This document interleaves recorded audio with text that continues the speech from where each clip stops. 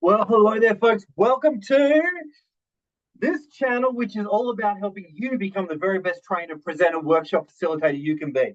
And in today's video, I want to speak to a concept or an idea that we often don't really step into as trainers and presenters, but that is the idea of, can someone do it in the chaos? Can someone do it in the chaos? Now, I know it's a little bit of a crazy idea, but we need to appreciate when we're actually training people up to do something, to achieve something, we need to appreciate that someone can't technically really do it, so to speak, unless they are able to do it in very pressurized situations.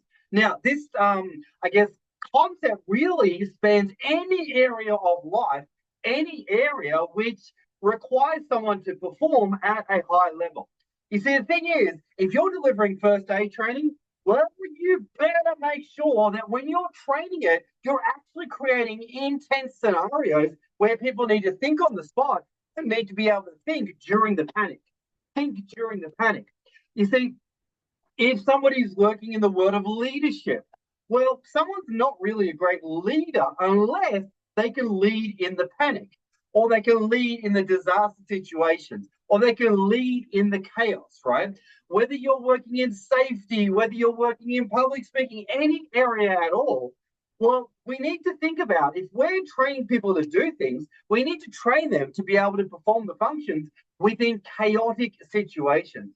Now, we can't always simulate chaotic situations, but what we can do is we can get people doing the activities, doing the tasks so often and so repetitive, so that ultimately it becomes part of muscle memory. So that when someone is dealing with a difficult situation, they don't revert to, okay, let me check the textbook or let me cry help. They're like, okay, cool. I've dealt with this situation, this scenario so many other times in training because my trainer was aware that I need to be able to do it in the chaos, that I can revert basically to muscle memory. And even if you're thinking about the army or the navy or whatever it may be, they drill so much that when it comes to the chaos, they revert back to their highest or lowest level of training, right?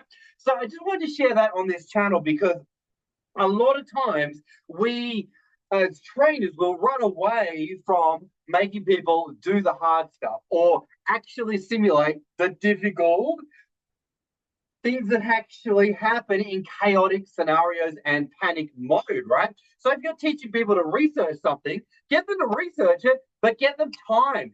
Get it happening really fast. Because in chaotic situations, you're not going to have the time to be able to spend 3 hours doing it, right? If you're running particular activities, limit the amount of prep time that you give people because people need to eventually be able to do things without thousands of hours of prep time, right? So I just wanted to share this. Hopefully, you got some value from it. Hopefully, maybe in 2025, you can start to think about it. How can I put people in more stimulated, chaotic situations so that when they come to real life chaos, they're all good. They're calm in the chaos. And maybe that's something you want to instill in your training facilitation as well, helping people get to a point where they are calm in the chaos. Maybe first aid training, you need to ramp it up. So it's not just la di da da di da CPR, have a good time. It's no, this casualty, their life is on the line. Let's actually create some intensity behind everything we do. Anyway, on that note, folks, thanks for watching and hopefully you get some value. Calm in the chaos. That's where you want to be. That's where you want to help your learners get to as you train them up. Thanks for watching, team, and we'll see you on the next video. That is all about helping you become the very best trainer, presenter, and workshop facilitator you can be as you create transformation in your workplace and beyond as a great trainer that you are.